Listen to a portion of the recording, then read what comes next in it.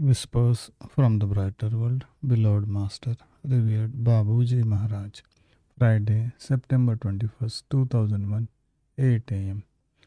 We will know no rest as long as an era of peace and love is established on earth. We all here are working to this end by joining our forces.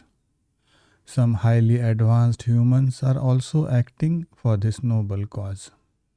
All sincere hearts have this possibility, whatever their background, religious or not, to pray sincerely for humanity, calling for this world to change finally.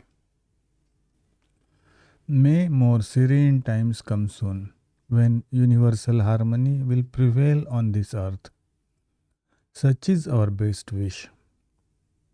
You should work, all of you, at your own level to change your hearts so that they are filled with love and tolerance for others who are less lucky than you and trapped in states of hatred and violence, dreaming only of destroying those who do not think like them. These feelings emerge from within each one of you. You must root them out before they harm you and others. Bad thoughts are tough. They easily besiege the best protected strongholds. See to it. Babuji Maharaj. Same day at 10 am. By working for your own transformation, you contribute to transforming humanity. This reality must encourage you in this. Become pioneers of a new world that has acquired the status of newcomer in the hierarchy of divine plans. The earth is a place of experiences and changes for these souls. They necessarily pass through here below. The time will come when the level will be definitely higher and fit to continue towards perfection.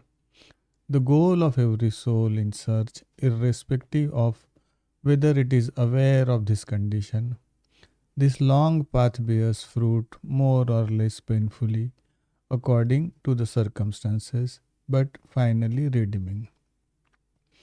It is necessary for them to go through this stage, decisive for the continuation of their development.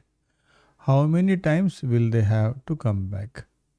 The awakening to reality is not strictly planned at the outset and can accelerate under the effect of grace.